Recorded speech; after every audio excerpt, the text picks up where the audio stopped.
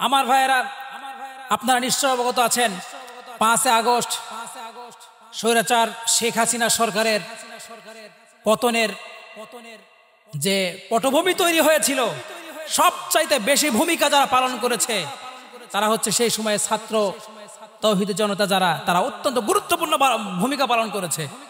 আজকে আপনারা জানেন সেই জুলাই সনদ নিয়ে বারবার এই ইন্টারিম গভর্নমেন্ট বিভিন্ন রকম গড়িমসি করছে। তার সাথে বাংলাদেশের বৃহৎ একটা দল আছে, নাই তার একটাও ভোট। বাংলাদেশে এখন তাদের একটা অস্তিত্ব সংকটে পড়েছে। বিভিন্ন বিশ্ববিদ্যালয়ের প্রত্যেকটা নির্বাচনে তারা মুখ থুবড়ে পড়েছে। এরপরেও তাদের যদি শিক্ষা না হয় তাহলে তারা ইতিহাসে নিক্ষিপ্ত হবে, তাতে কোনো সন্দেহ নাই। আমার যে আজকে বোঝানো যে বিষয় সেটা হচ্ছে এই জুলাই সনদের আইনি ভিত্তি ছাড়া, জুলাই সনদের আইনি ভিত্তি ছাড়া কোনো প্রকার জুলাই সনদ বাস্তবায়ন করতে দেওয়া হবে না।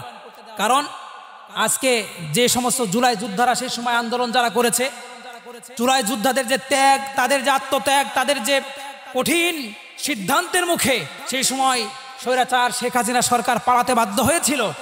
যদি জুলাই সনদের আইনি কোনো ভিত্তি দেওয়া না হয় তাহলে আগামীতে আবার যে সরকার আসবে শুধুমাত্র এটাকে ব্যবহার করে, যেমন একটা দল এখন একটা দলকে ওই যে রাজাকার, এরপরে মুক্তিযোদ্ধার গল্প শুনিয়ে গত 16-17 বছর আওয়ামী লীগ যেভাবে রাজাকারের মুক্তিযোদ্ধার ট্যাবলেট খাইয়ে যেভাবে মানুষকে বিভিন্ন রকমভাবে শোষণ করেছে, ঠিক তেমনি আবার এই দল এরা করবে কি, এই জুলাই সনদের কোনো রকম একটা নাম কাওয়া আসছে একটা সুন্দরভাবে একটা বাস্তবায়ন করে দেওয়ার পরে এটার আর কোনো খোঁজ খবর থাকবে না।